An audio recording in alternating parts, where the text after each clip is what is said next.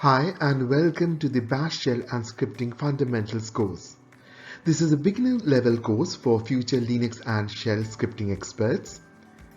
The course is made as simple as possible without compromising quality.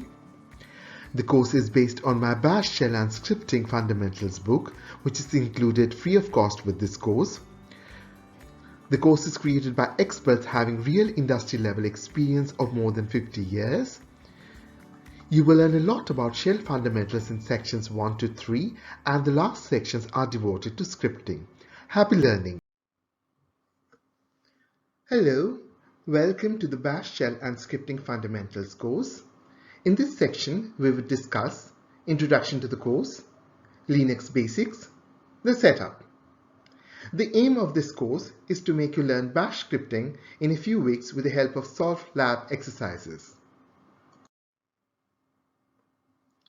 The basics. Everything in the Linux world is a file. The shell is an abstraction layer that allows you to communicate with the components of the Linux kernel. The kernel is the heart of the Linux operating system. A shell script has a series of commands that perform tasks. You should use a shell script for automation. Learning shell scripting gives you the confidence to work on the Linux environment irrespective of your role, whether you're a system administrator, a user just using a software, a person who doubles up as an IT engineer, or even an enthusiast exploring the world of automation. Learning the scripting concepts in this course would help you to learn lucrative languages such as Python. You're going to learn scripting in the Bash environment. Bash stands for Born Again Shell. Consider it to be an interpreter that translates your language to a language understandable to the computer. The setup. The easiest setup is having to install the Bash subshell on your Windows 10 operating system. The setup this course follows is a combination of Bash subshell and Oracle VM VirtualBox with CentOS or Ubuntu. You may also like to use cloud services like AWS or Google Cloud to create Linux instances in a jiffy. Under no circumstances you should use your Office resources to learn. Thank you. Hello and welcome to the section Introduction. In this section, you will learn creating a user on Linux platform, learning about user configuration files in the Bash shell, system configuration files in the Bash shell. So let's go. Creating a user. To create a user, log in as root and use the command user add. User add -m -d, the home directory, -s to define the default shell, /bin/bash, and the name of the user. Done. Be in the root and create a password for the user Ruby using the command passwd ruby.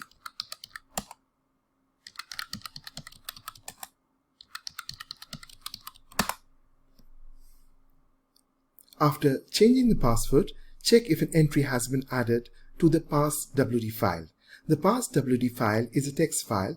You should not open any file on the Linux operating system without checking its type using the file command. File /etc. This is the location of the passwd file. The file command checks the type of the file. Such a path that starts from /etc that travels from the root / to its subdirectory etc is an absolute path. The result is an ASCII text. And hence, you can check the content of the file using the less or the cat command. But we intend to see if the user Ruby is registered in the passwd file. In modern offices or corporate networks, system administrators do not keep the list of users on a single system.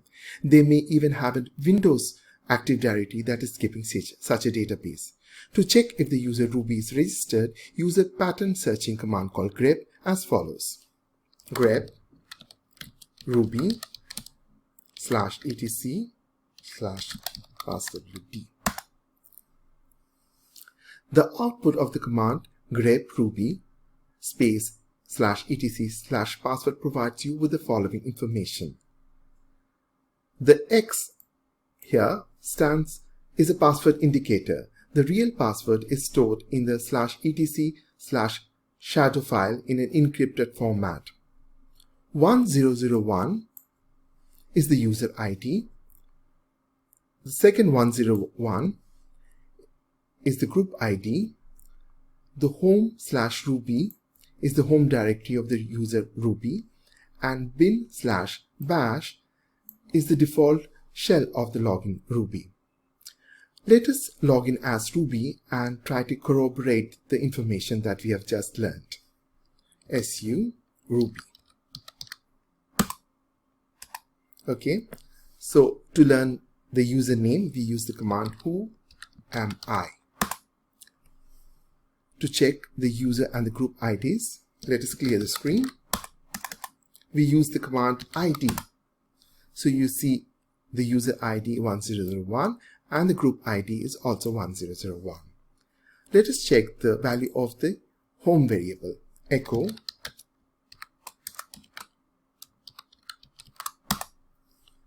the home variable is pre-assigned, and so is the shell variable. Echo the shell variable is also pre-assigned, an excellent value to check if you are troubleshooting in an environment which has different shells. The environment here refers to a company or an organization. Now that we are logged in as user Ruby, let us find some information using the command ls-al. The -a flag shows the hidden files and -l is a long listing.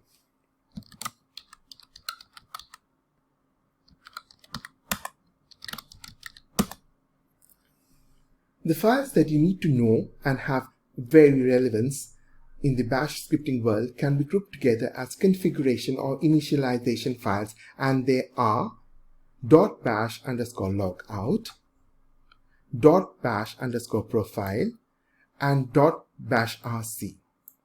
And that's all. User configuration files in the bash shell. You are traversing dangerous territory here. The difference between the user configuration files such as .bash_profile, .bashrc, and .profile are nominal, if at all. The .bash_profile and .bashrc relate to the bash shell only, while .profile is read by other shell types as well. When a user logs in, the .bash_profile is read. This is called the local configuration file, because the first file that is read is the /etc bash_profile, or in some systems it is etc/profile. These two files apply to all the users in the system. So let us look at the .bash_profile, which is the local configuration file.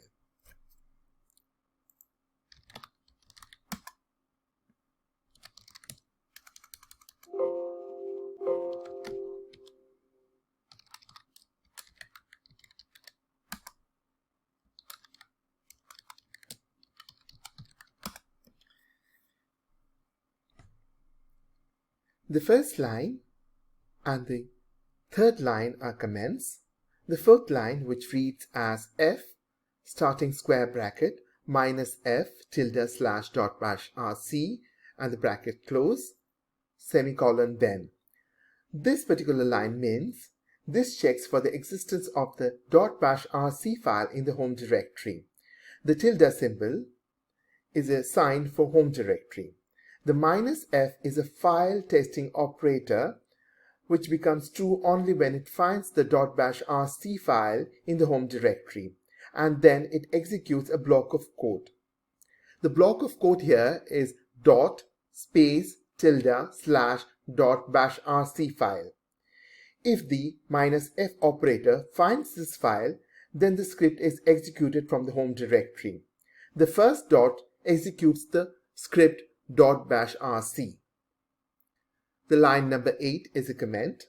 The line number 10, which reads path is equal to $path : $home/.local/bin : again, the colon is the delimiter, $home/bin. This is a pre-assigned path variable. The values of the path variable make it easy for the kernel to find the executable binaries in the directories and subdirectories specified in the path variable. For example, the executables in /home/bin can be invoked by just typing their name. Note the presence of /home directory, which is also a pre-assigned variable. The 12th line is export path. The export command makes the path variable available for the child shells. You would learn more about the child shells, which is a very important concept.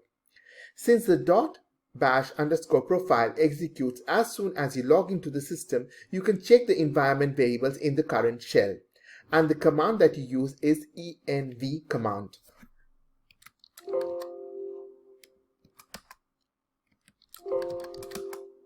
env. Quite a long list.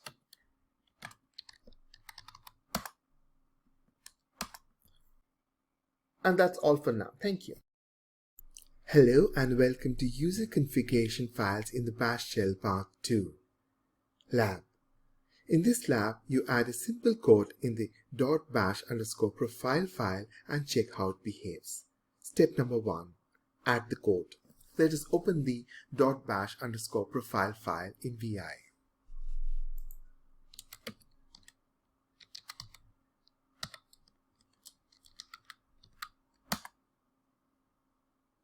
Adding the code.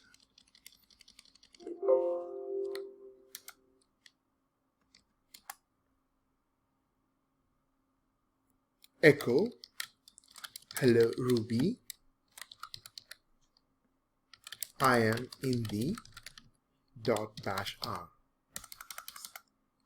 .bash_profile file. Close it. Save the file.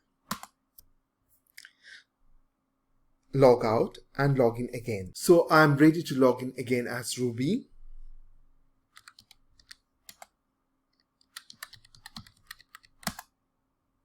So you see the code has been executed.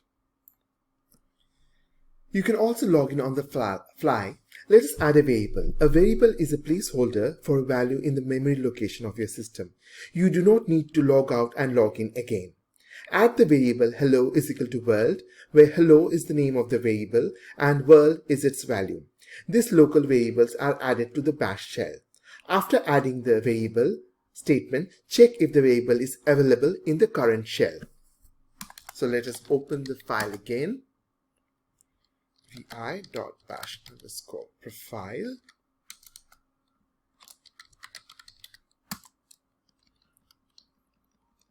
This is the code that got executed. Now we have to put hello. This is the variable name is equal to world. Save the file. Okay, we are back. Let's clear the screen. And let us check the value of the hello variable.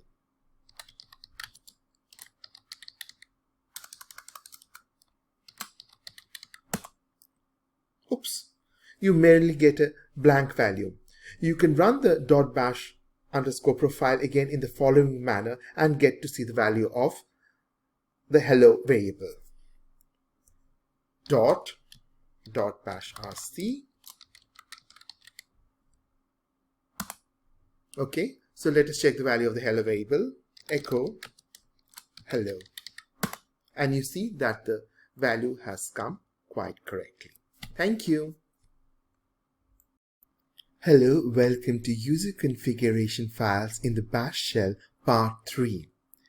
The .bashrc file is also similar to .bash_profile file. The main purpose of using the former is to inherit the values in the child shell. Let us try and perform this exercise as a lab. In this lab, you are going to find out how .bashrc works. We define a variable called sky in the .bashrc file with the value blue. Let us open the .bashrc file from the home directory.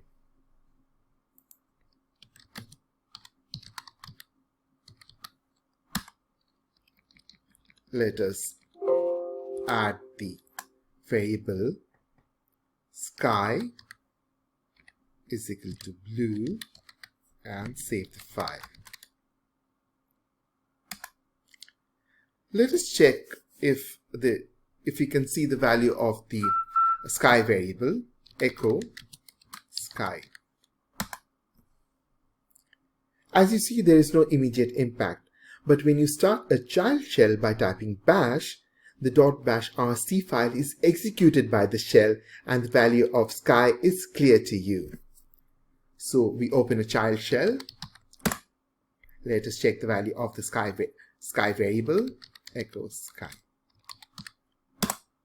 And that's how .bash rc works. Thank you. Hello and welcome to System Configuration Files in the Bash shell. The profile file. There is a file called profile in the /etc directory. To access the etc directory, you need to log in as a privileged user, that is, as a root. The file profile is one of the first files that is read when the user is logging in, after which the user's customization files like .bash_profile and .bashrc files are read. In this lab, you add a variable to access the internet using a proxy server. Since accessing the internet is a requirement for all users in an organization, it is efficient to automate the setting for all the users. Of course, you can email all the users, but many may just ignore the mail or set it wrongly. So to reinforce the setting, which enables the users to access the internet, you can make use of the /etc/profile file, because anything you put in this file is read by the users logging in. So the first step is login as root. Open the profile file, which is in the etc directory.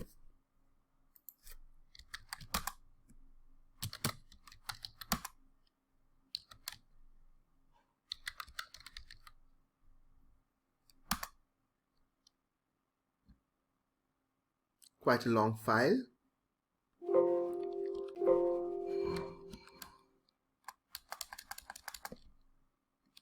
So we add the setting, export HTTPS proxy is equal to 8080. HTTPS_proxy is the variable name and its value is 8080 at the server proxy. The export command sets the variable HTTPS_proxy for all child shells. So we just save and come out. Now what we need to do is log in as an ordinary user and check if the variable HTTPS_proxy is available for that user. So we are ready to log in as an ordinary user. Ruby. Let us check the environment if that particular variable has been set or not. env grep HTTPS_proxy. So we see that the variable that we set in the profile file has been set for this user. Thank you. Hello and welcome to System Configuration Files in the Bash Shell Part 2. The topic is the bash rc file in the etc directory. The bash rc is the equivalent of the .bashrc file in your home directory. It also stores aliases and functions, but the settings are applied system-wide. There is another advantage of the bash rc file that you can use in your environment. Any executable script that you create in the /etc/profile.d directory is executed for the login shell. Let's see. We are already logged in as root. Let us go to the /etc/profile.d directory. etc/profile.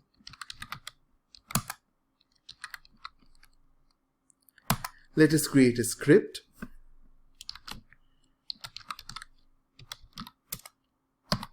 The name of the script is first.sh. Insert. We put the command interpreter.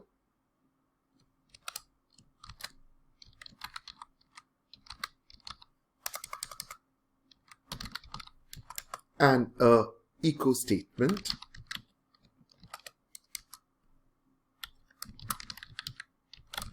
Hello, I hope I am executed through the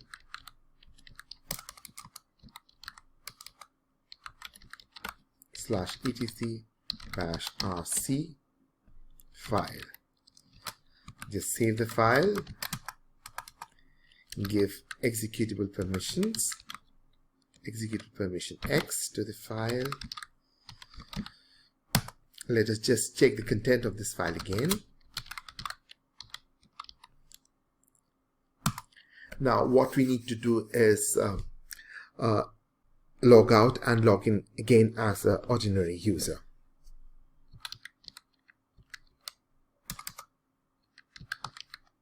Hello, I'm back again. I'm ready to log in as an ordinary user. Ruby. And you can see that hello, I hope I'm executed through the etc-rc file. So we can see that the executable file that we put in the etc/profile.d directory has been executed by the /rc file. Thank you.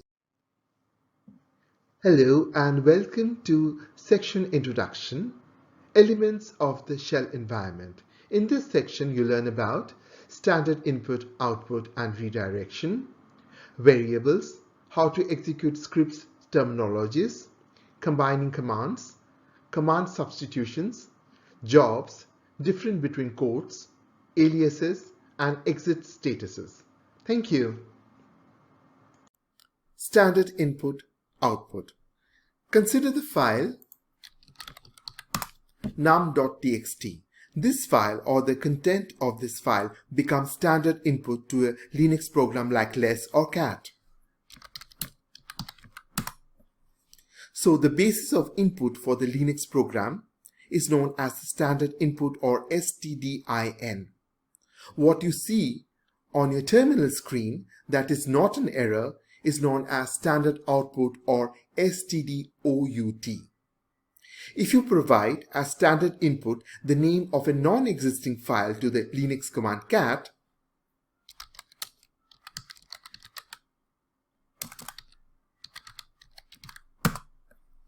you get an error message.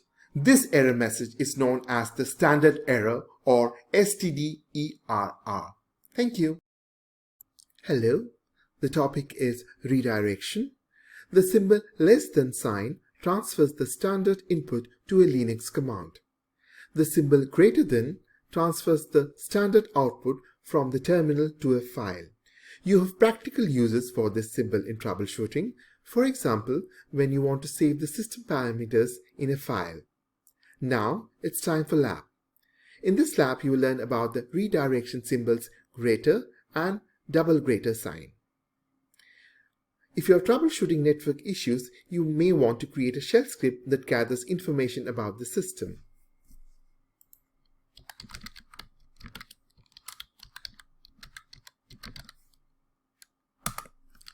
The uname command provides system-level information like the architecture of the system. Now, the standard output of the command is redirected to a file called info.txt. But if you want to gather additional information in the same file and use the greater than sign, the old data is deleted. Hence, the symbol greater than is used for appending the information in info.txt. I'm using the ip command, which gives you the IP address of the system, greater than info.txt. Now, let us check the content of info.txt, which should have the output of both the commands. So this is the output of the uname command. And this one is the output of the IP space A command. You have learned to redirect the standard output to a file using greater and greater than sign. Thank you. Redirection part 2. You may redirect standard error messages in the bash shell using 2 greater than and 2 greater than symbols. Let's perform a lab. Perform a ls-l command on a non-existing file.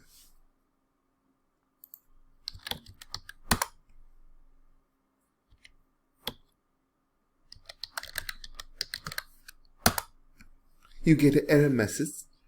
ls cannot access 0.txt, no such file or directory. This is an expected output. Now, redirect the error using greater than symbol to a file called error.log.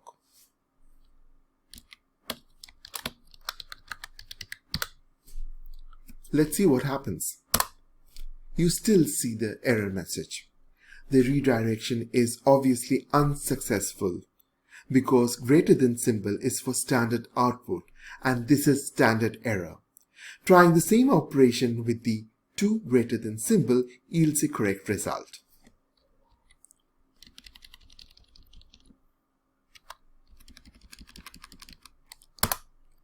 We don't see the error message now. Let's check the content of error.log.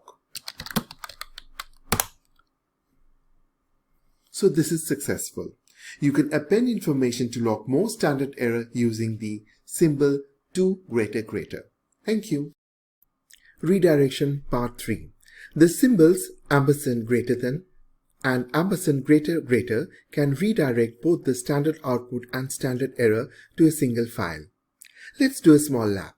Your directory should have at least one existing file for this lab. Perform ls-l on an existing file along with the name of a file that does not exist. So this is the existing file, and let us do ls-l on a fictional file. Let's see how ampersand greater than sign helps us putting these two outputs into a single file. ls-l 0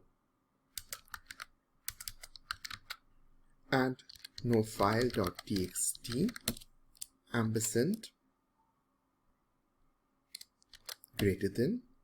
This is the output file, and you see that both the standard output and standard error must have gone to test.txt. Let us check the content of test.txt.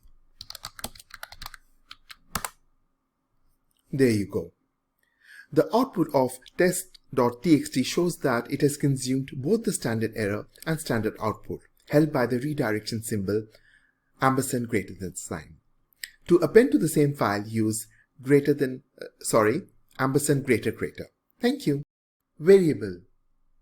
A variable is a location in your memory that is assigned a value that is either temporary or permanent. In scripting, your environment variables play an invaluable role. For example, the home variable gives the location of your home directory. The home variable is a preset variable.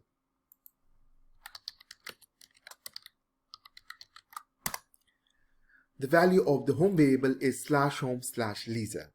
Many third-party applications check the value of the home variable to store your work files. Imagine if it were not for the home variable, your data would be stored in some random location, or the software would ask you for the location. To set a variable, you have to use the equal to assignment operator to specify the variable and its value. For example, a is equal to 100. Check the value using the echo command, echo $ and the name of the variable, which in this case is a, and you see that the value is 100.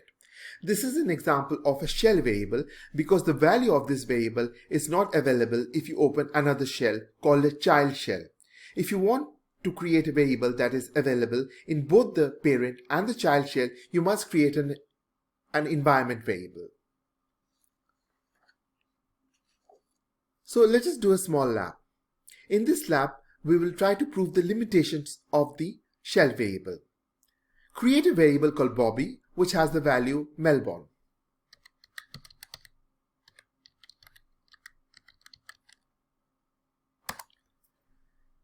Checking the value of the variable Bobby. Quite right. To know the PID or the process ID of the current or the parent shell, it is possible to do so by checking the value of a special variable called $. Echo $. Note down this number 3430. Now open a child shell by typing bash.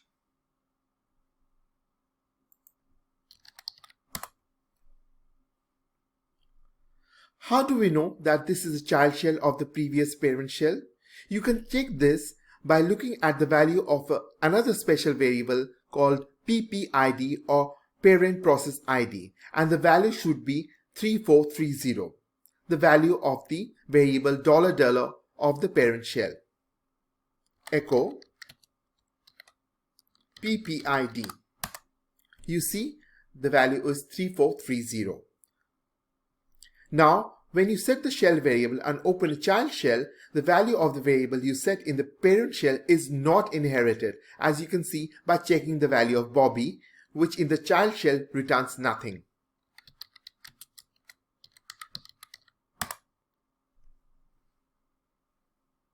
Let us go back to the parent shell by using the command exit, clear the screen. While being on the current shell, you can use the unset command to drop the value of the variable. So let us set another variable. Jen is equal to New York. Let us check the value of Jen. That's quite correct. Applying the unset command, unset Jen. Let us check the value of the Jen variable, and you should have nothing. This is how you unset a variable. Thank you. Variables Part 2. The topic is environment variables. To ensure that the values of the variables survive child shells, you need to define environment variables. Let us execute the steps in the following lab. Defining an environment variable called year using the command export, you must use this command to assign values to an environment variable.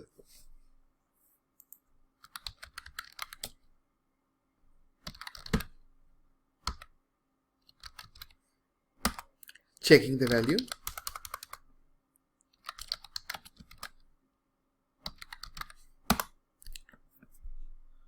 Let us open a child shell by typing bash. Let us see if the value of the variable year has been inherited in the child shell.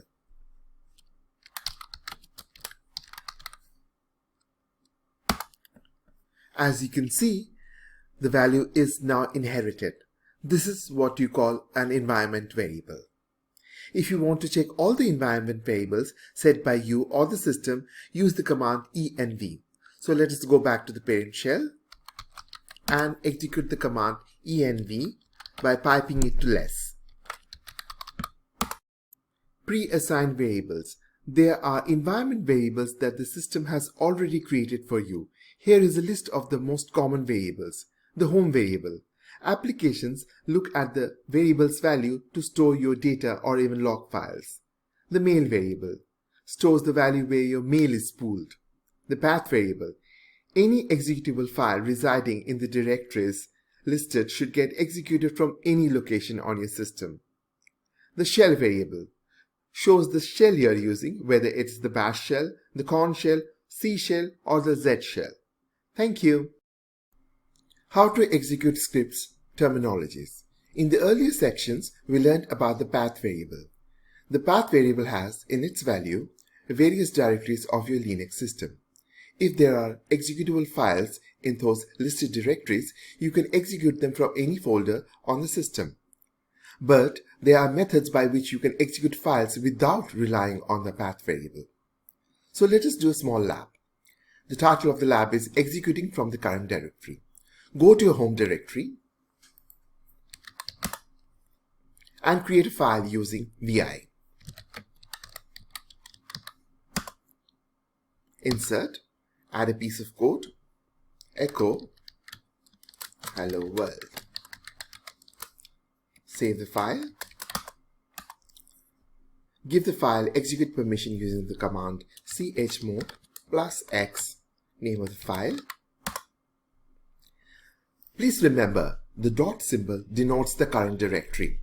The executable must be present in the current directory. You must check if the file exists using the ls-l command.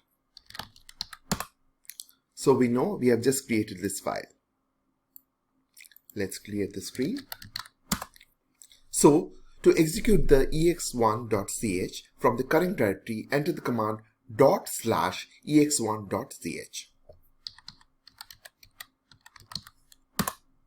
And you get the result.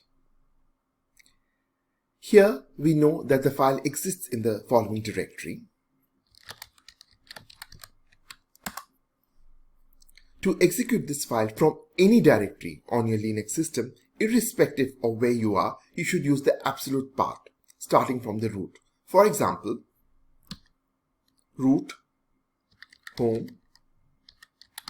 Lisa, ex, hello world. Thank you. Hello. Combining commands. In this class, you will learn about 3 control operators and how they use to execute commands. The first control operator is semicolon.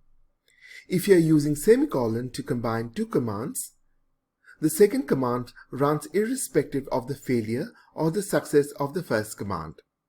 Ampersand, ampersand. If you are using ampersand, ampersand to combine 2 commands, the second command executes only if the first command executes successfully with exit status of 0. Double pipe. If you are using double pipe to combine 2 commands, the second command executes only if the first command fails with exit status of non-zero. Remember, error is always non-zero and success is 0. Let us do a lab using the semicolon operator. When you use the semicolon operator, the second command runs even if the first command does not error out. So let us create a small file using the touch command and ls-l, hello. We are doing ls-l on an existing file called hello. Echo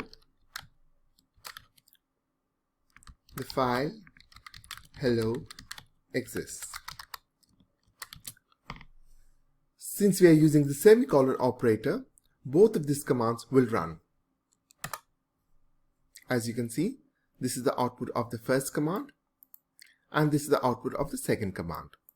Now, because the very nature of the semicolon operator, even if the first command fails, the second command will run. Let us try.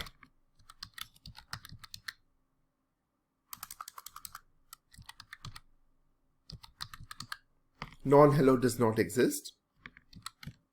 Echo.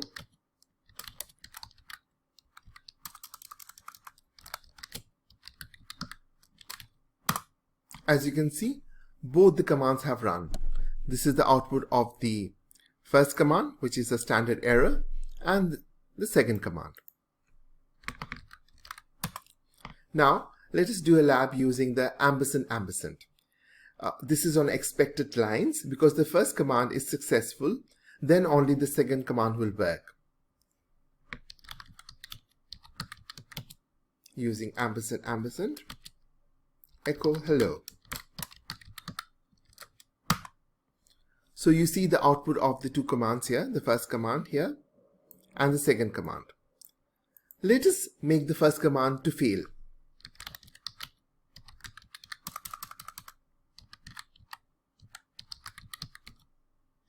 Ampersand, ampersand, echo hello. As you can see, the first command has given you the standard error and the system has stopped processing the second command. So this command has not executed because of the very nature of the ampersand, ampersand operator. Clear the screen. Now we will use double pipe to perform a lab. This is an exact opposite of the ampersand, ampersand control character. Here the failure of the first command is imperative for the second command to execute successfully. So doing ls-l on a non-existing file using double pipe.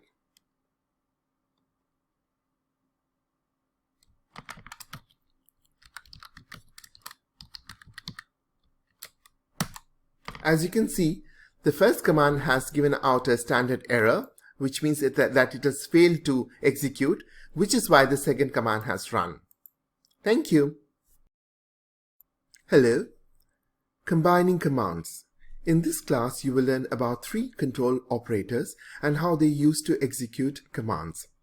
The first control operator is semicolon. If you are using semicolon to combine two commands, the second command runs irrespective of the failure or the success of the first command. Ampersand, ampersand. If you are using ampersand, ampersand to combine two commands, the second command executes only if the first command executes successfully with exit status of 0. Double pipe. If you are using double pipe to combine two commands, the second command executes only if the first command fails with exit status of non-zero. Remember, error is always non-zero and success is 0.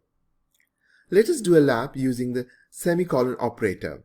When you use the semicolon operator, the second command runs even if the first command does not error out. So let us create a small file using the touch command and ls-l, hello. We are doing ls-l on an existing file called hello. Echo the file hello exists. Since we are using the semicolon operator, both of these commands will run. As you can see, this is the output of the first command and this is the output of the second command. Now, because the very nature of the semicolon operator, even if the first command fails, the second command will run. Let us try.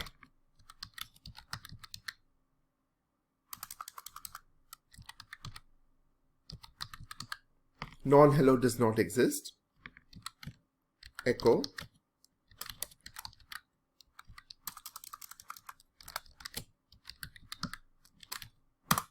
As you can see, both the commands have run. This is the output of the first command, which is a standard error, and the second command.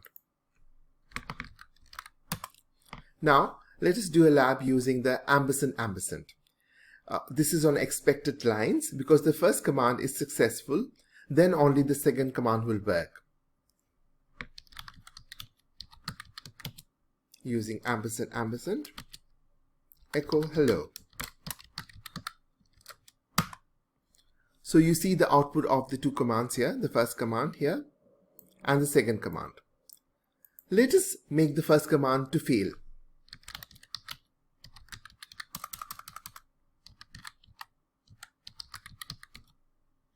Ampersand, ampersand, echo hello.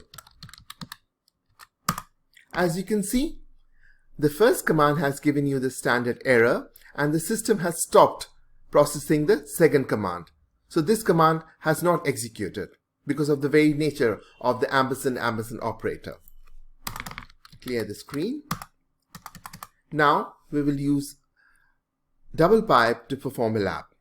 This is an exact opposite of the ampersand, ampersand control character. Here the failure of the first command is imperative for the second command to execute successfully. So doing ls-l on a non-existing file using double pipe.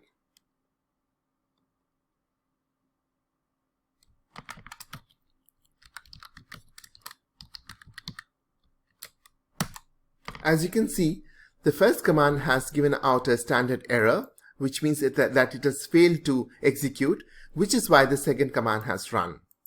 Thank you. Command substitutions. There are two ways to implement command substitutions in the bash shell. Command substitutions are a necessary part of automation. The output is used in innumerable ways in the scripting. The two ways are using backticks and dollar bracket command bracket close. Let us perform a lab with backticks. In the example, the output of the command uname -m is used in a single line script executed in the prompt. The uname -m gives you the architecture of the machine. Let us write the script. Echo the architecture of the machine is, I'm using backticks now. Backtick is not single quotes. Closing the backticks and closing the statement with double quotes. You see that this has been substituted with its output. Clear the screen. Let us do a lab with dollar bracket command bracket close usage. In the following example, the output of the command is used in the script to determine operational time. The command which I am going to use is uptime -s. So let us try and use it in the single line script. Echo the CentOS system has been operational dollar bracket the command with a flag -s, close the bracket and close the statement with double quotes. You see the substitution has been successful. Thank you. Difference between single and double quotes. An area of confusion even amongst experienced Linux user is the usage of double and single quotes. Both double and single quotes treat the text strings inside them literally. But if the text string enclosed in double quotes encounters a variable that is already set, then the value of the variable is displayed in the output. So let us do a lab using double quotes with variables. The double quotes honor the variables if they are set beforehand. Let us check this statement. Echo the President of the USA is, this is a variable. As you see, the value is blank because I have not set the variable called President. So let me set the variable called President.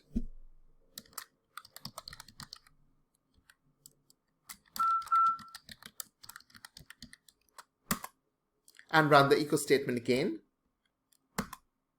So as you see, if the double quotes encounter a variable which has been set beforehand, it will do the correct substitution. Let's clear the screen.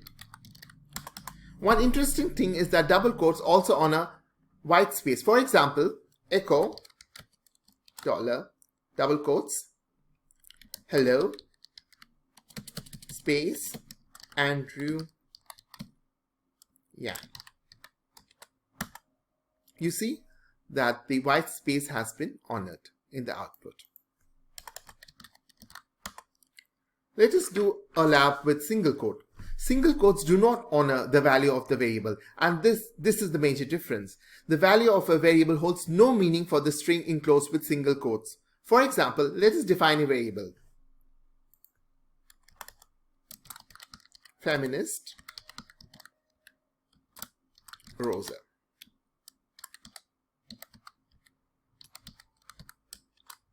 We can check the value of the variable feminist. So let us write a small statement and try and see if and quote it with single quote and see if the substitution takes place or not. Echo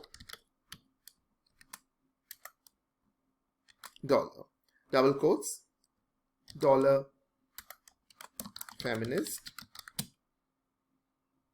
was a great thinker. Oops, sorry, I've used double quotes.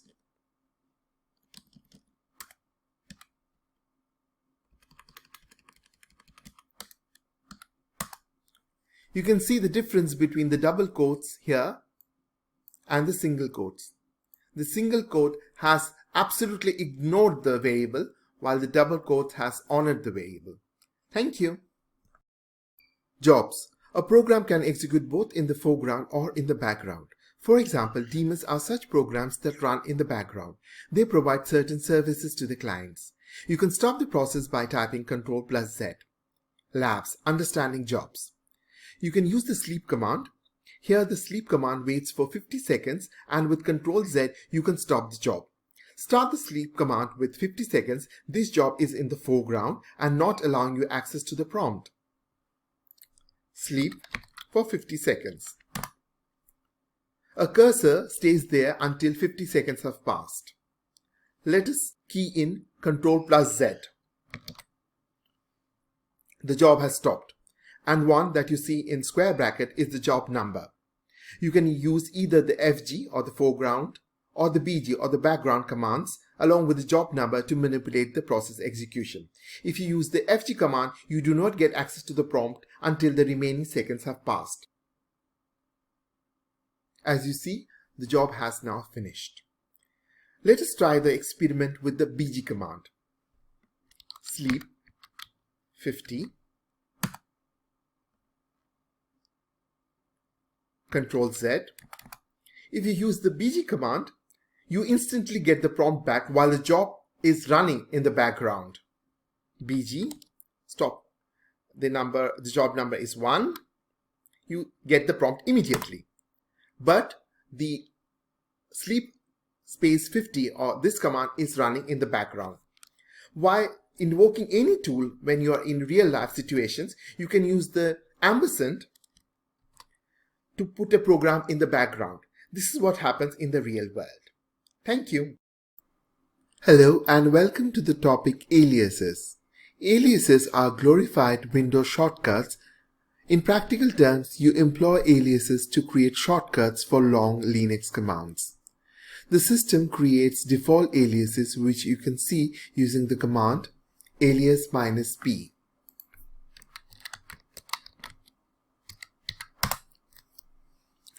You see some grep and ls commands with long flags and options shortened to words of few alphabets which are easy to recall.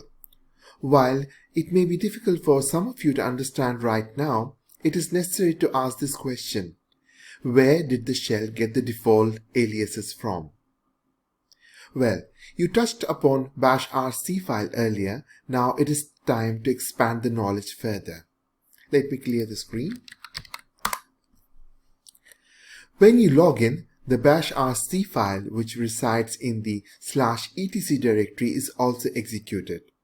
But when you open the /etc/bashrc file, you would not find any alias commands. But there is an interesting block of code in the bashrc file that should give you a clue. A block of code from the /etc/bashrc file. Look at the code carefully. This code will execute each file in the directory whose extension is .sh. The condition is the file should exist and be readable.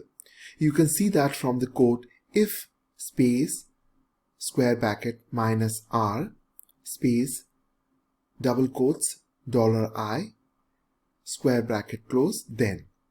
If the condition is met, then the loop construct would apply the variable $I for each file with the extension .sh in the etc/profile.d directory and execute them, as you can see from this code piece, dot space double quotes $I double quote close. Here the dot stands for another form of the source command. When you use the source command on a script, the variables and other elements are inherited in the child shells.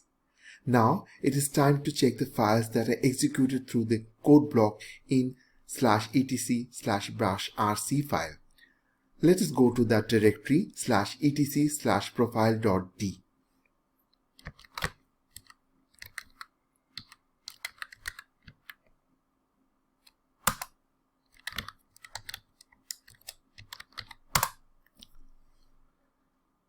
Now you see all the .sh files which get executed due to the code block that we had shown you. If you run the grep command to search for aliases in the /etc/profile.d directory, then many of the files have the alias command in them.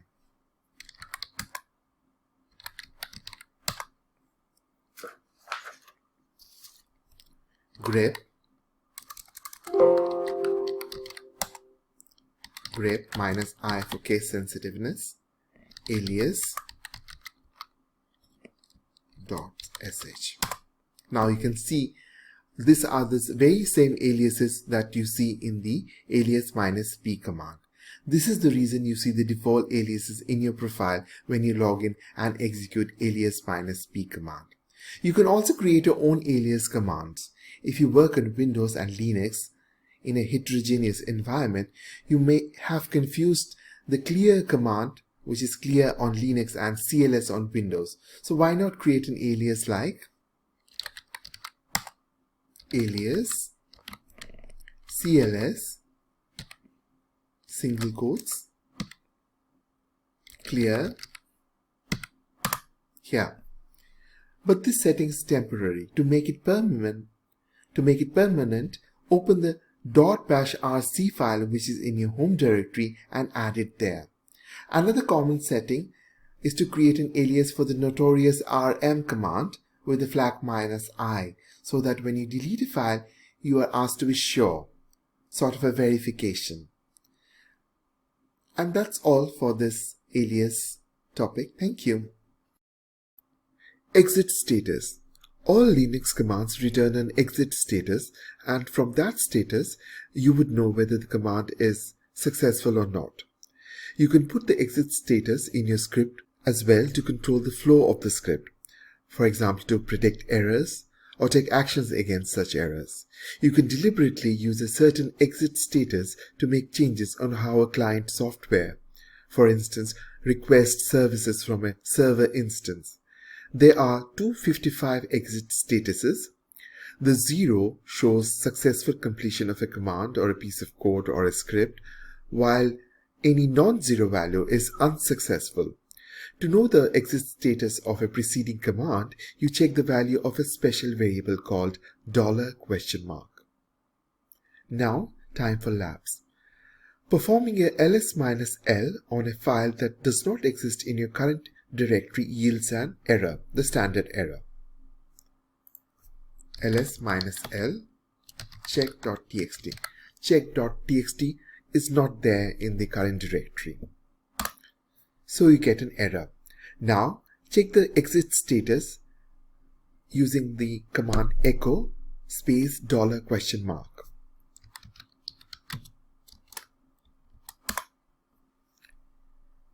Any value that is not 0 indicates failure. If you do ls-l on a file that exists, let us create a file.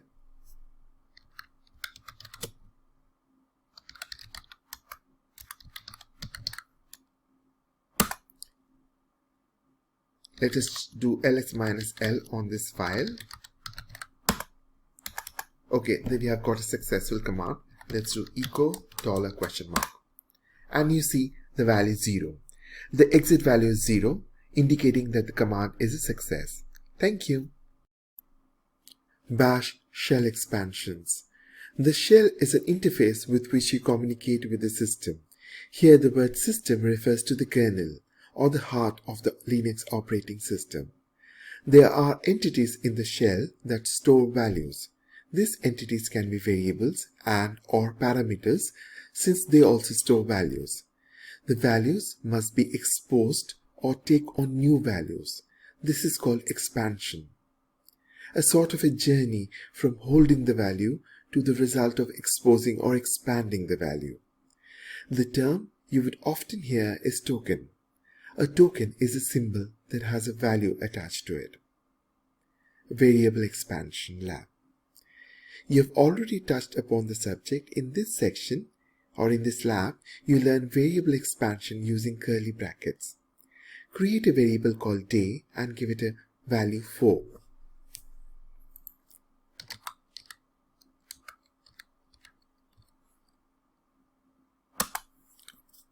Let us check the value of the variable day.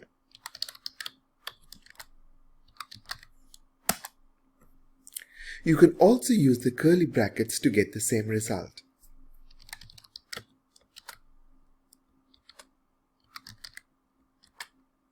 This is optional, but you can add additional strings after the curly brackets. For example, echo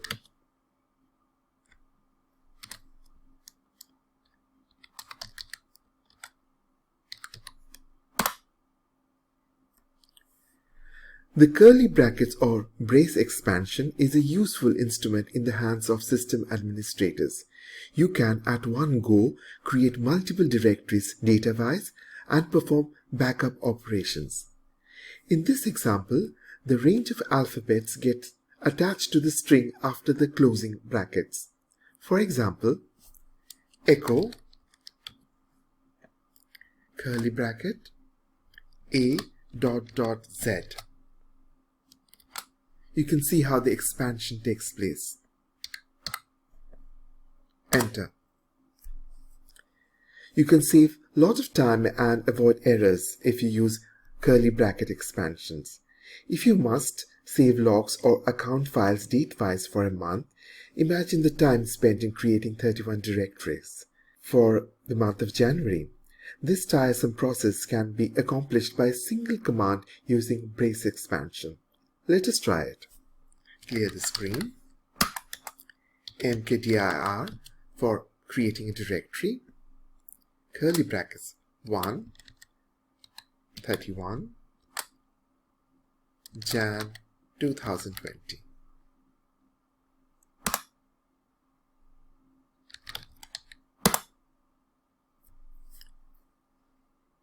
You see the directories created here. Let us create a proper view. All the directories are created in the range.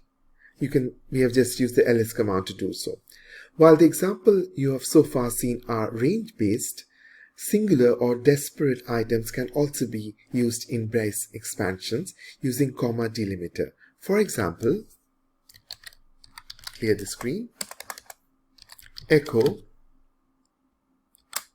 curly bracket C S M, close the curly bracket, 80. Items in this non-range examples are expanded with the string outside the closing bracket.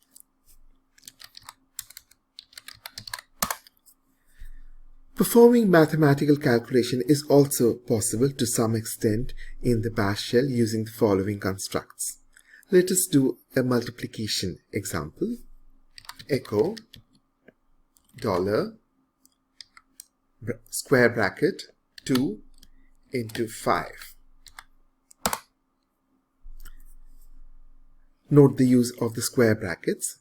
Another example to do a sum of numbers.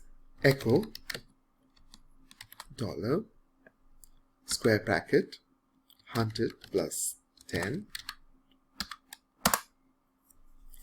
You can also use the ordinary brackets, but for conformity, more square bracket examples would be used.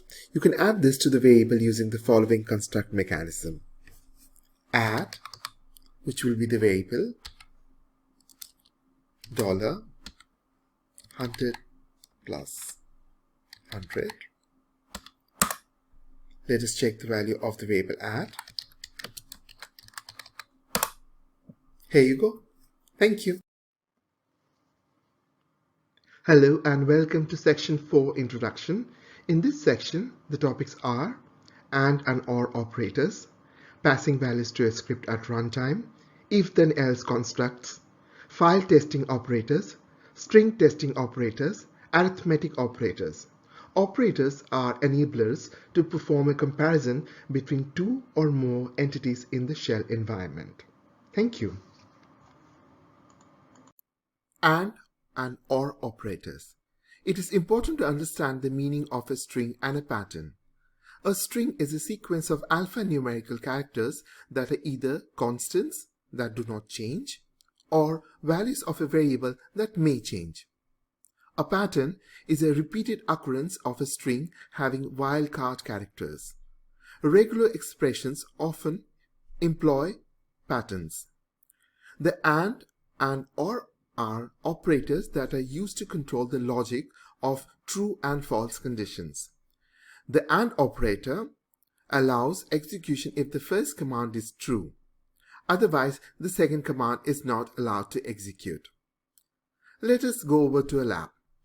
Usage of AND OR operators. Let us create a file called test1 using the touch command.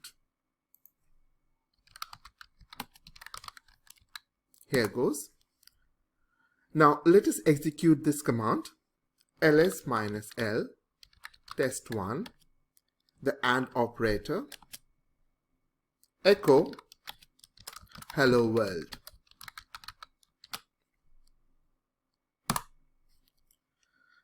The command had two commands separated by the AND operator because the first command succeeded because we had created the file test1. The second command got executed, hello world. But what happens if the first command fails? Let us delete the file test1 using the command rm test1. Let us run the same command.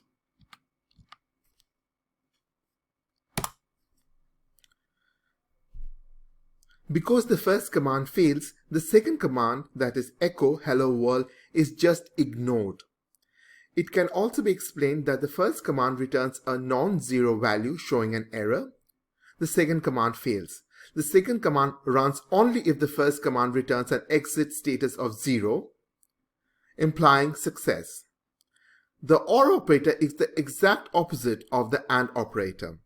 The first command must fail or return a value other than 0 for the second command to succeed. Remember that we had deleted the file test1. Now using the OR operator, pipe, let us see what happens. Clear the screen. This is the command that we used, and instead of the AND operator, we used the OR operator, double pipe.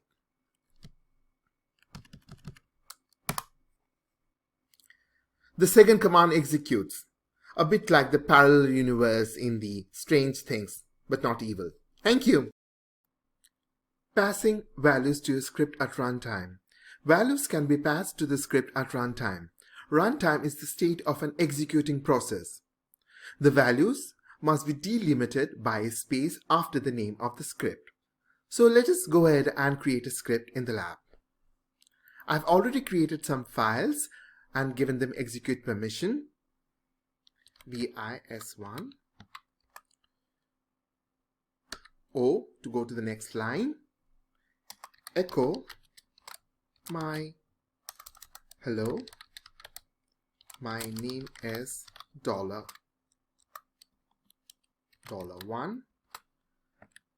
save the file. If you execute the file or the script simply without offering an argument, the response is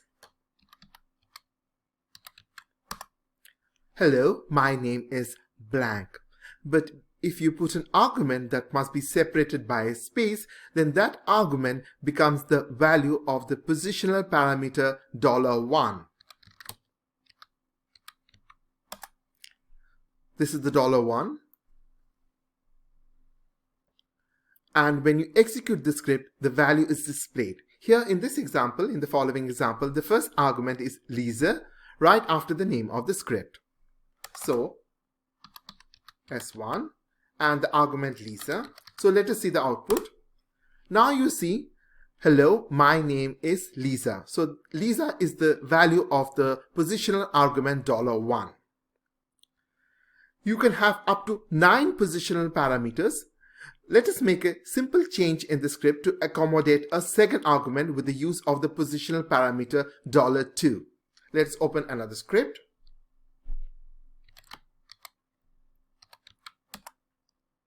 O, echo, hello, my name is $1, echo, hello,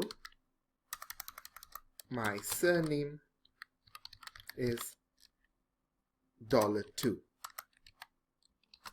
Save the file. I think I got the spelling of the surname incorrect, sorry. Now run the script with the following two arguments, Lisa and Nobel. S2, Lisa, the first argument, and the second argument. Let us see the output. So hello, my name is Lisa. My surname is Nobel. Thank you. Welcome back. We are still in passing values to a script at runtime. You can also accommodate Linux commands by using backticks that you learned in the section of command substitution. Let us look at this file. vi s3 let us add this line, echo today's date is $1. That is positional parameter $1. Let us run the date command. You have the date command output, Saturday, January 11, the time and the IST and the year. The Linux command must be run with backticks if you are putting it as an argument to a script. So, S3 backtick date backtick. Let us see the output. Today's date is Saturday. Actually, this is not the expected result. Where did the rest of the command go? In such situations, the double quotes which you have learned earlier should be used so that separate components of the date command output are turned into one literal string. So let us use the double quotes. Here, along with the backticks, double quote here and double quote here. Let us look at the output. We get the correct output. Let's clear the screen. Another positional parameter is $0. What does it do? It returns the name of the script. Let us study the following script. VIS5 O, the name of the script, echo, the name of the script is $0. We can just run the script. S5, we don't need an argument because the argument is the name of the script. Because $0 is the name of the script. As you see, this is what $0 is substituted for. Thank you. If then else constructs. The if is a conditional construct that is used to control the flow of the script. It is a decision-making tool that uses the return value of code to perform or not to perform a specified task. It has innumerable applications in the Linux world because it checks files, attributes of files, various parameters in the system, variables, sets paths depending upon condition that you specify in the script. The syntax of if then else is, if condition statement, then execute this piece of code. Else, you execute this piece of code. This conditional statement depends if it is true or false. If it is true, then this piece of code is executed. If it is false, then this particular piece of code is executed. The syntax of if then elif, which stands for else if and can be used with the main if block. If condition statement 1, then this piece of code is executed if condition statement 1 is 0 or true. Then there is the second condition, condition statement 2. This piece of code is executed if condition 2 returns 0 or true. Else, this code section is executed if condition statement 1 returns a non-zero or false value. Then it is terminated with fi. Thank you. We continue with the if then else construct elements. Now it is the proper time to learn about the read and echo commands. You can use the read command to read input from the command prompt. Let's open a file. The first line is of course the command interpreter. Press O to go to the next line. Let us enter the following statements. Echo, please enter your name. The second statement, read name. Read is the command. The name is the variable. The third statement, echo hello $name. This is the variable. How are you? Double quotes. Save the file. Let us execute the file. It waits for you to enter the input. So let me put my name. We get the following statement. As you can see, the formatting looks confusing, and the way to format is to enable the echo command / commands using the -e flag followed by various formatting commands starting with /. So echo -e, and then you have to give a / command. Now look at the table. The /a is the bell sound, /b backspace, /n new line, /r carriage return, /v vertical tab, /f form feed. So let us add the echo command -e /n for the new line. We open the same file, and here we enter I echo -e double quotes /n. Let us save the file. Now you can see the previous output. Now just check what is the current output. Enter my name. See the difference. So the output has a new line after the name, and this is known as line feed. Thank you. Example of if then else elif script. In this script, three variables, name1, name2, name3, are defined with constant values of Lisa, John, Peter respectively. Then you ask for input, which is saved in a variable called $name. Look at the line read space name. Then the value of the variable name is compared with the constants in a ladder elif formation. If there is any name other than Lisa, John or Peter, I mean if you input any name other than Lisa, John or Peter, the condition fails, which means that it returns a non-zero value and echoes the statement best of luck. This is an example of nested if conditional because of the presence of multiple elif statements. Check the placement of then. This is done to make readability better so that you can distinguish between if blocks. In this case, of course, there is only one if block between the beginning if and terminating fi. Let us open the file.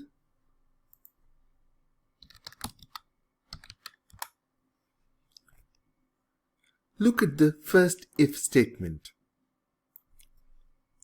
If $name1 equals $name, remember $name is what you input, then this statement, echo hi name1, congrats, you're admitted to the class, is executed. Let us see this in action. Clear the screen.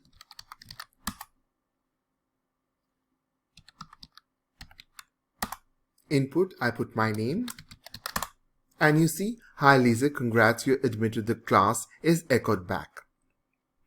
But if you put another name, then the condition becomes false and then the else statement is executed. Let us try it again. Put some other name. Sorry, best of luck next time. Thank you. String testing operators.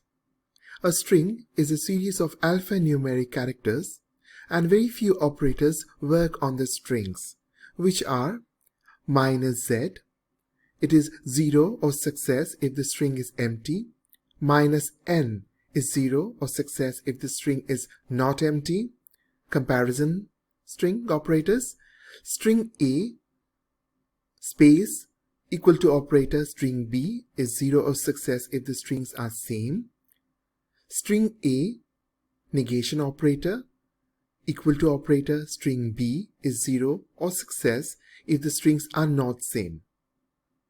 Now let us look at the following script. The first line is of course the command interpreter. Echo, enter your name and then press enter. Whatever you enter becomes the value of the variable name. Here, the purpose of the script is to find if a user has not entered anything. If the user enters his or her name, it is evaluated using the -n operator. You can see the line -n space $name. But if the user enters enter or nothing, then he or she is informed that nothing has been entered because the empty value is evaluated with the -z operator. Let us now execute the script. Clear the screen.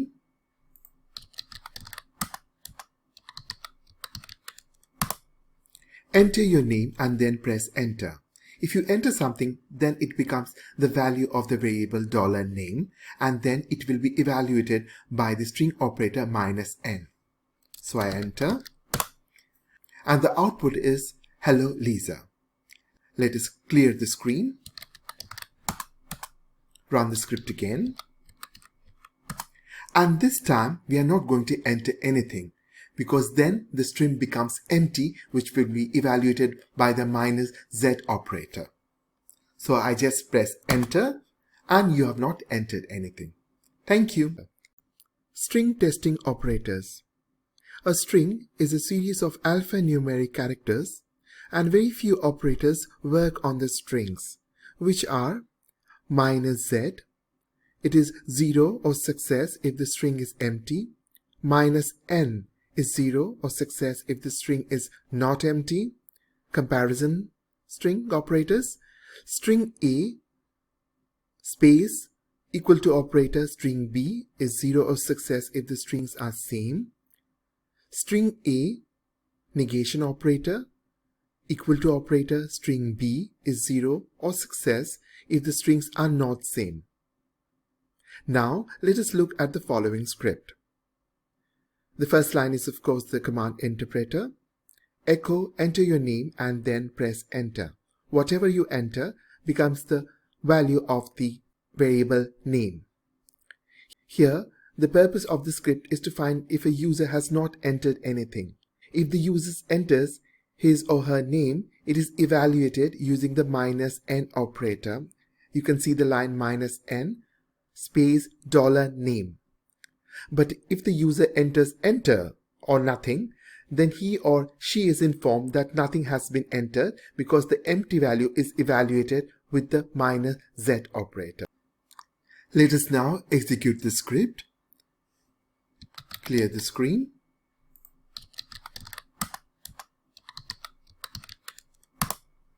Enter your name and then press enter.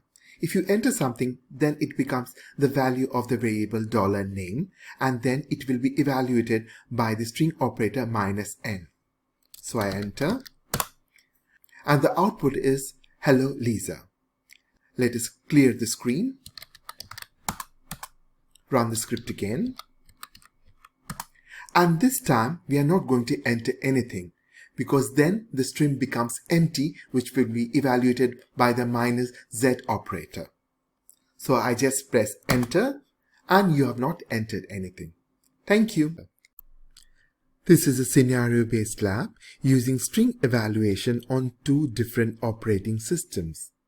In this lab, you would learn to ensure that your script runs on 2 operating systems. While Bash is common, there are some unique files across different operating systems. In this scenario, you would write a script that identifies whether your operating system is the one that is supported by the software that your company is trying to sell.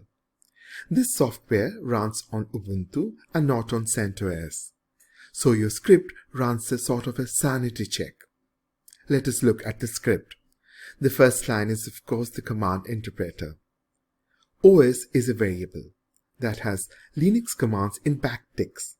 The first command reads a system file called issue that tells you the name of the operating system. This file exists only in Ubuntu operating system. The cut command slices characters 1 to 6 from the output of the first command.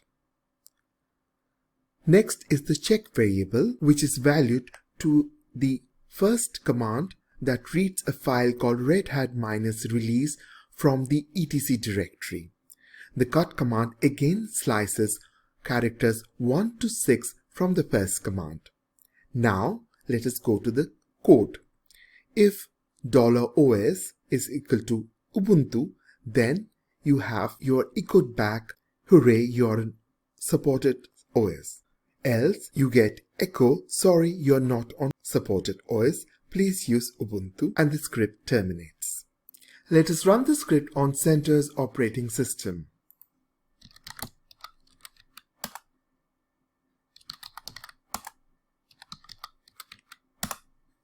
Sorry, you're not on supported OS, please use Ubuntu. This is correct and expected. Let us see what happens when you run the same script on Ubuntu operating system. Right now we are on Ubuntu. Let us check the content of the file issue in the etc directory.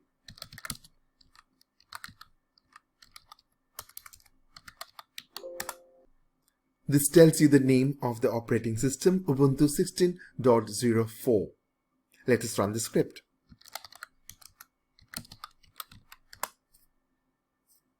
Clear the screen. While the script successfully identifies the OS,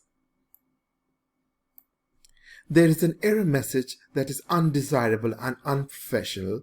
I'm talking about this error message. You need to suppress this error by redirecting the error using 2 greater than sign. Note that the file /etc/redhat-release does not exist in Ubuntu. Hence the error message serves no useful purpose. In such cases, the error should go to Linux's famous black hole, the file /dev/null. So the script would look like,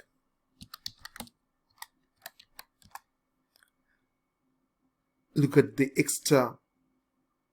So any error from this particular file, which we saw here as an error, is redirected to the dev/null file. Now let us run this file.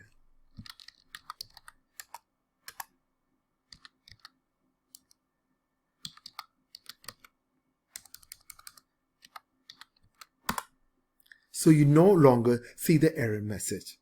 Thank you. Arithmetic operators. The operators that facilitate mathematical functions and comparisons between two integers are as follows. -EQ, success or 0 if two integers are same. -NE, success if two integers are not same. -LE, success if the first integer is less or equal to the second integer. -GE, success or 0 if the first integer is greater or equal to the second integer. -LD, success or 0 if the first integer is less than the second integer. -GT, success or 0 if the first integer is greater than the second integer. Understanding arithmetic operators. In this script, the answer is quizzed to be 12, with anything less than 12 is taken care by the conditional $price less than 11, and any price more by the conditional $price greater than 13. The first line is of course the command interpreter. Then there's the echo statement, which asks you to guess a number. What you input becomes the value of the variable price. If the value of the price is less than 11, you get the output the price is too low. And any value greater than 13, you get the output the price is too high. Only and only if you enter 12, then the conditional for that part of the code becomes true and you win. Note that there are no else statements, only else if. This script does not serve any practical purpose apart from helping you to learn the concepts. Now let us run the script.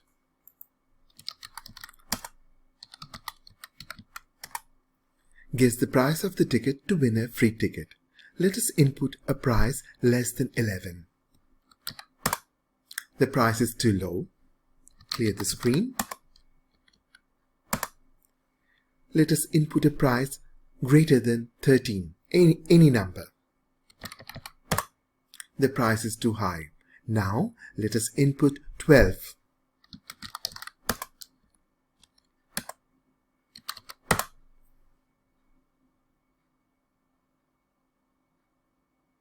You win. Thank you.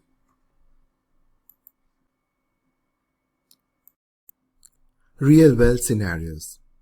Here you would learn about few topics that would help you as a Linux administrator, would also assist you if you have anything to do with Linux. You must have admin privileges.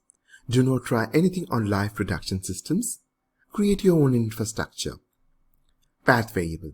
You may have noticed that I run the file using the // indicator, which indicates that the bash scripts are executed from the current directory. This is actually very inconvenient. It is better to add the directory in the path variable so that the scripts can run from any location on your system. Path is an environment variable, a predefined variable. Capitalization of path variable is a convention. Now let us check the value of the path variable in this environment. Echo path. You see a list of directories like user local bin, user local sbin, user sbin, home lisa, .local/bin, home. These are a list of directories delimited with colons. What it really means that any executables found in this list of directories can be executed from any location on the system. Software companies like to give their customers files that can be sourced. This source file is nothing but bash script. The source file is what companies provide to customers who buy their software to set the path of the software on the customer's local environment.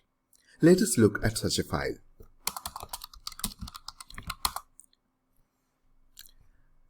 The first line is of course the command interpreter. The second line has a variable called scripts, which is valued to the path where the company's software, for example, are existing.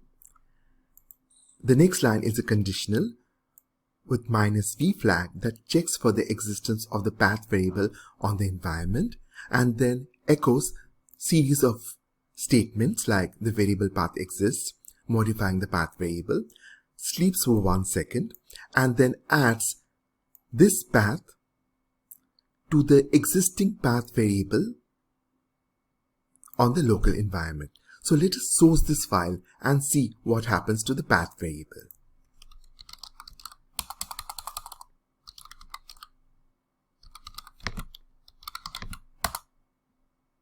Okay, now let us check the path variable and check if it has been modified by this script.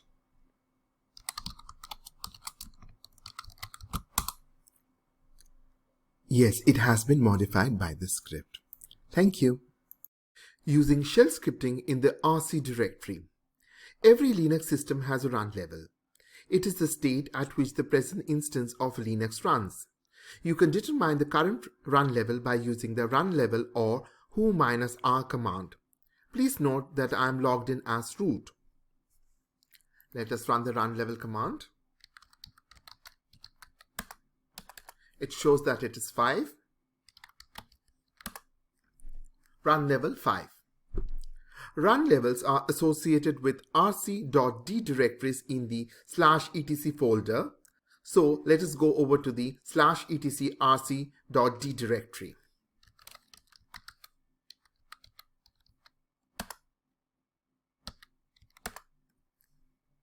The rc stands for run command and each directory is associated with the run level.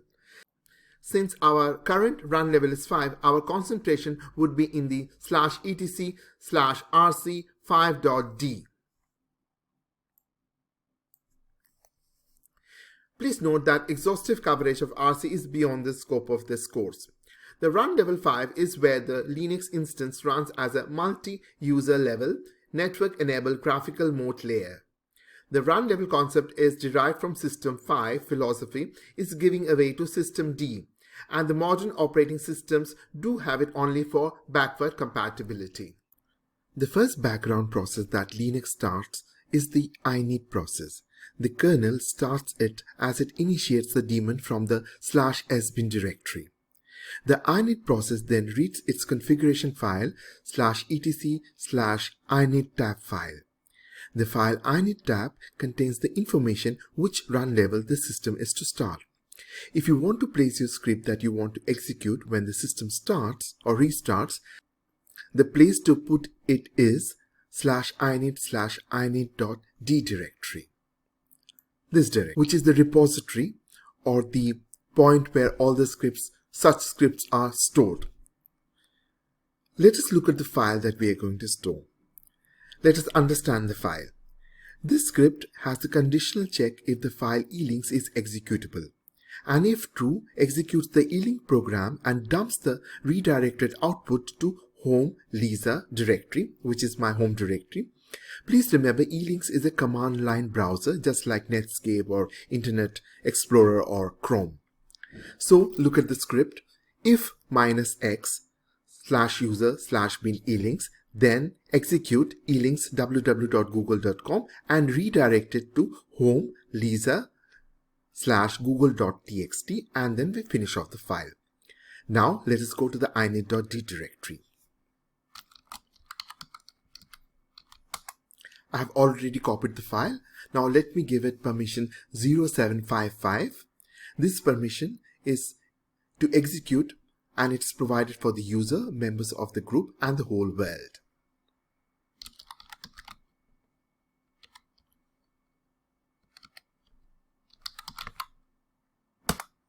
Now we have to go to the /etc/rc.5 directory, the directory corresponding to the run level 5. Remember, and create a symbolic link using the command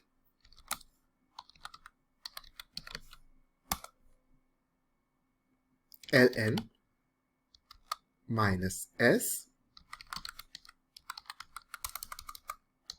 init.d, the name of the file, and the symlink s12 elinks, where S stands for start and the 12 should be the number the process starts after other processes which are similarly numbered. Now we have to reboot the system and log in as the user and check the /home Lisa directory for the file google.txt, whether it's present in the home directory or not. Thank you.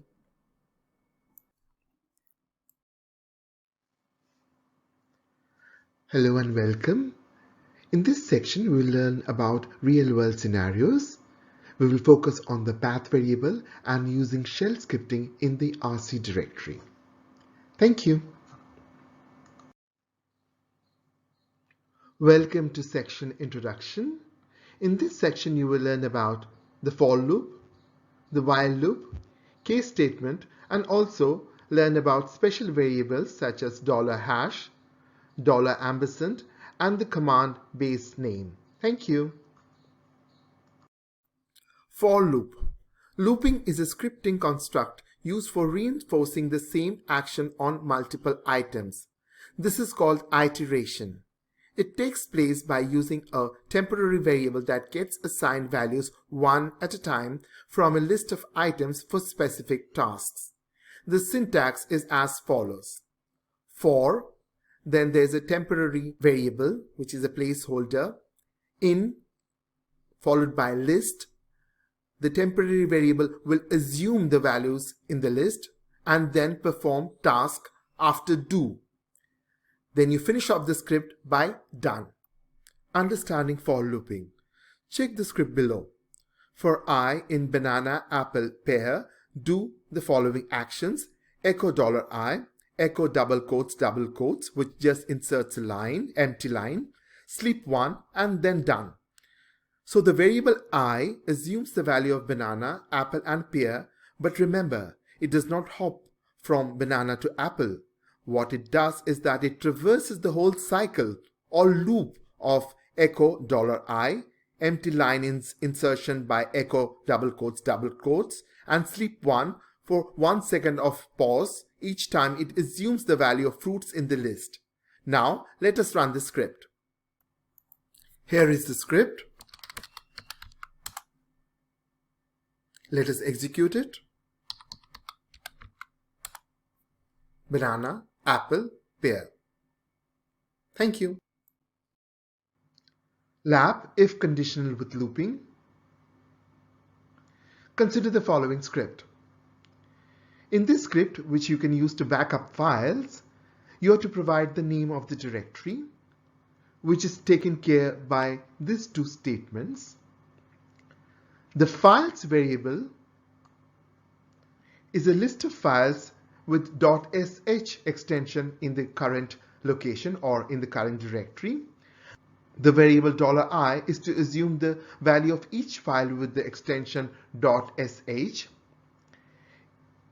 In the first conditional, a directory is created. This is the conditional. A directory is created, presuming it is not already there.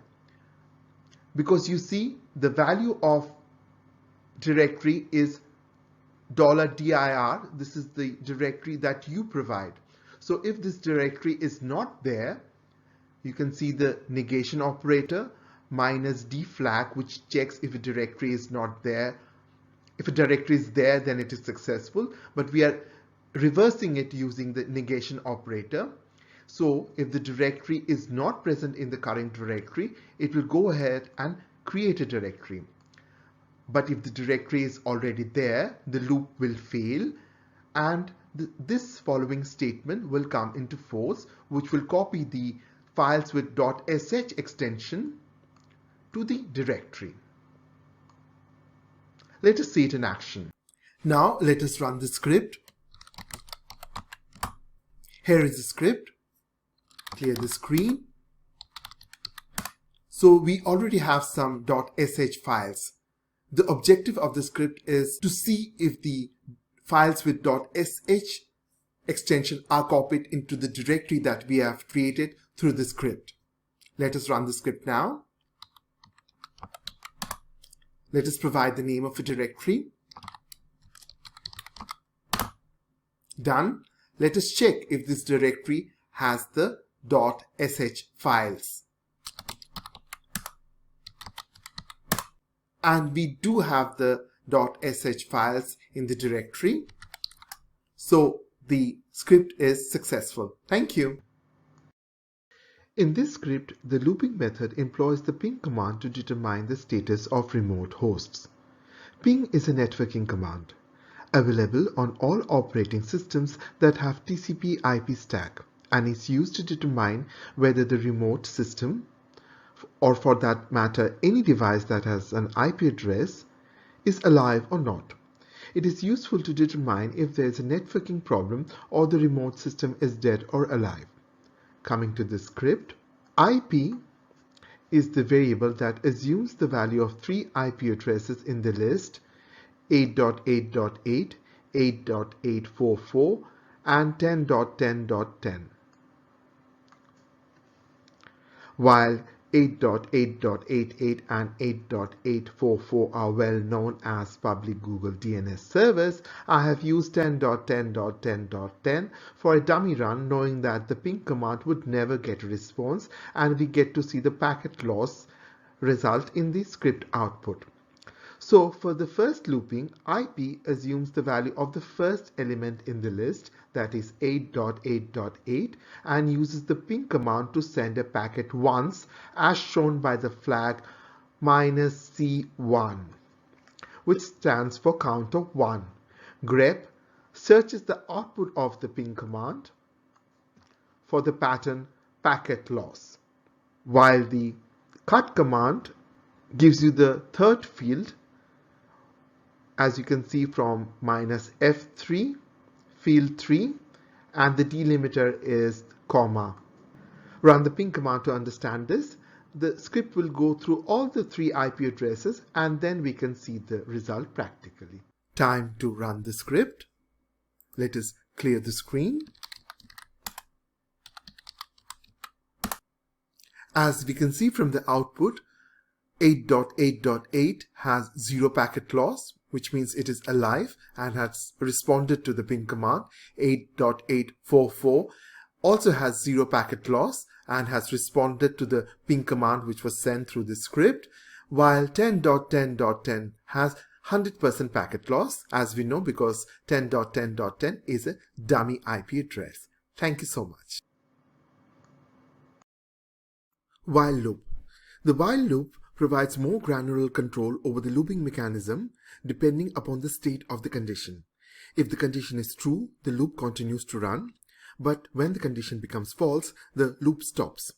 The while loop must use counter clocks, of which there are few techniques. This is the syntax of the while loop.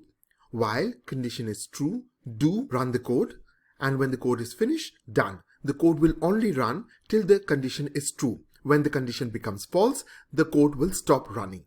The while loop is synonymous with a counter that makes condition to become false and then stops the loop. There are several kinds of counters used in while looping.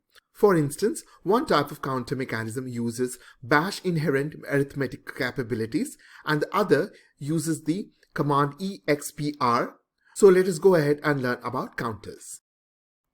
Lab bash counter. Define a variable with a value of 100. Variable sum is equal to 100. Now use the positive counter in the following format to increment it by 1. Sum equal to dollar bracket bracket dollar sum plus 1. Now let us check the value of the sum variable. It is 101. Increment by 1. Now let us define another variable with a value of 10. Num 10. Now define a negative counter that decrements it by 1. Num dollar variable minus 1. Now let us check the value of num. It should be 9.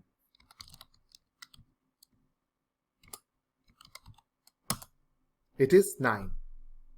Thank you. Counter using expr command. Another method is to use the expr command. Let us define a variable to a value 5. Variable number equal to 5. Now we have to define an equation using the expr command. Check the placement of backticks to use the command, the output of which is the value for the variable number. Number equal to backtick expr dollar number, which we have defined it as 5, plus 1. Close it by a backtick. Now let us check the value of the number variable. Echo number. It is 6, so it has increased by 1. Now let us run the equation again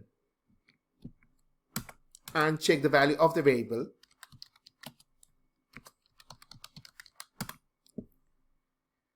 It is 7 now. While loop in scripts will iterate the body of the code which has this equation until the condition becomes false, following which the loop will stop running. This is the essence of the while looping. Lab, a simple while loop script. Now consider the script below. A variable num is set to 100 along with a conditional stating that $num is greater than 0. This is true because 100 is greater than 0.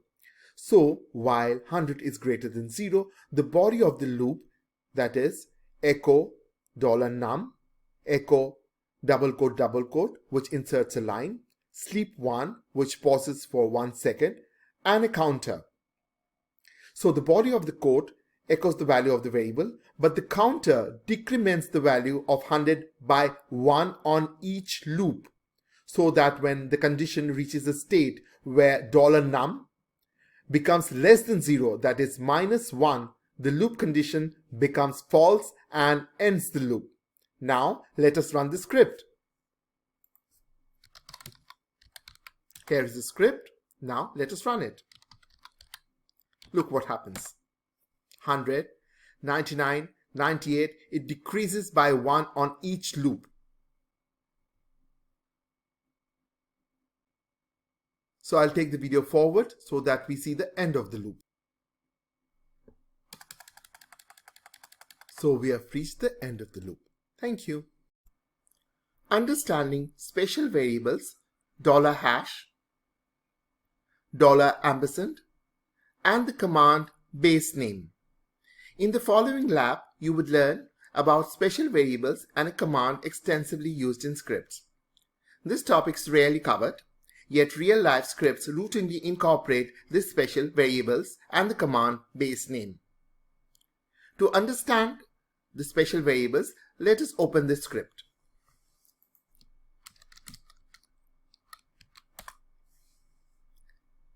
The first line is of course the command interpreter. The second line indicates echo $1, $2, $3, $4, $5, which expects 5 arguments after the script name. They are nothing but positional parameters that we have studied earlier. Now let us go over to the next line. Echo the number of arguments after the script name is $#. So the $# counts the arguments after the script name and displays it on the standard output. And this variable is called $#. Coming over to the next line. Echo the name of the script is base name $0. The base name command followed by the $0. $0 is of course the script name. Strips of the script name of details like absolute, relative, or current path. Coming over to the last special variable, $ampersand. This special variable saves the argument after the script name in a list in the memory, which can be copied to a file. As you can see, it is being redirected from the memory. Whatever arguments you put after the script name, it is redirected to a file called current.txt. Now let us execute the script.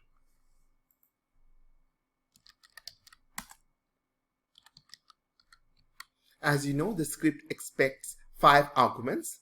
So let us put ciao, tata, bye, hello, sayonara. As you can see, it has displayed the 5 arguments. $# has counted the arguments after the script name. The base name command has put the name of the script and stripping it of the absolute or relative parts. And the $ampersand has copied the arguments which it had saved in the memory into the file, and it is displaying the output of the file here. Thank you. A case statement is also a conditional. It is useful in creating menus or as startup scripts for applications. A value is matched against a series of patterns. The conditional then executes a code upon a match or just ignores and moves to the next pattern to match. The case statement has the following syntax. Variable is equal to hello. You either get the value of hello in various forms, like you input it, or it is the output of a Linux command, or it is just a menu. If the value of the variable hello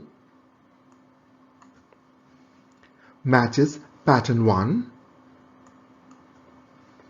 then this code block is executed. If there is no match, the case statement matches the value of the variable to pattern 2. And if there is a match, then this code block is executed. If there is no match, it goes to the next pattern, and so on. If the value of the variable hello does not match any pattern in the script, then it goes to the garbage bin, which is represented by this star. And then you terminate the script by using the mirror opposite of case, ESAC. Thank you. Lab, a case statement script to determine run level. Run level is a Linux command that tells you which mode your system is running on. Let us execute the run level command.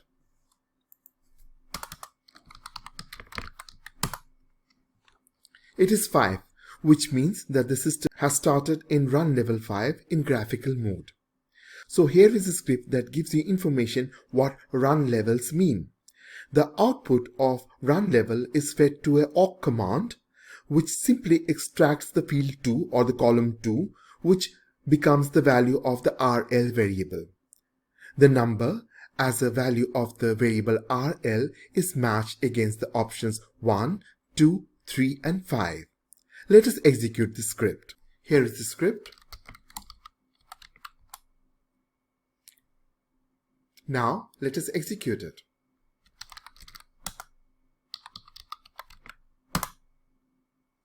Linux has started normally in graphical mode. Let us look at the script again. So, as we know, the run level command output was 5 and $RL was matched to this pattern, and which ran this piece of code, echo Linux has started normally in graphical mode. Thank you. Appear menu using case statement. This menu shows how quickly you can create such scripts. This menu is for the Human Resources Department to decide the salary structure of prospective employees. The script is long, so I have divided it into sections. The first section. The first line is of course the command interpreter. This section helps the user to select the initial for each grade. E for engineering, T for technical, C for clerical, and I for interns. Second section. Sleep 1, pause for 1 second. Echo, enter grade initial. Then the user enters the initials E, T, C or I, hopefully, which becomes the value of the variable grade, which is then matched to pattern E or small e. The pipe symbol acts like an OR operator, and even if you enter small e, the pattern will be matched. So if someone keys E, the code, the maximum salary you can offer is $35,000 is executed. If the user inputs T or small t, the pattern E or small e is ignored, and the code, the maximum basic salary you can offer is $29,000 is executed. Now for section 3. If the user inputs anything other than E, T, C, I or its smaller forms, then this piece of code is executed, which tells the user it is a wrong response and to try again. Now let us execute this script. Here is the script. Let us now execute it. Select the initial of the grade. So let us select E.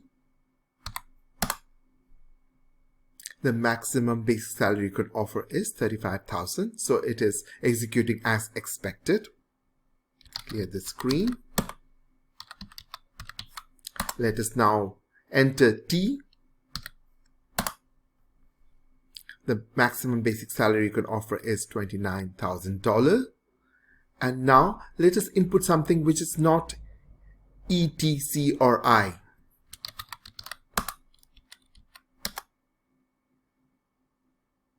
Say U. Wrong response, try again. Thank you.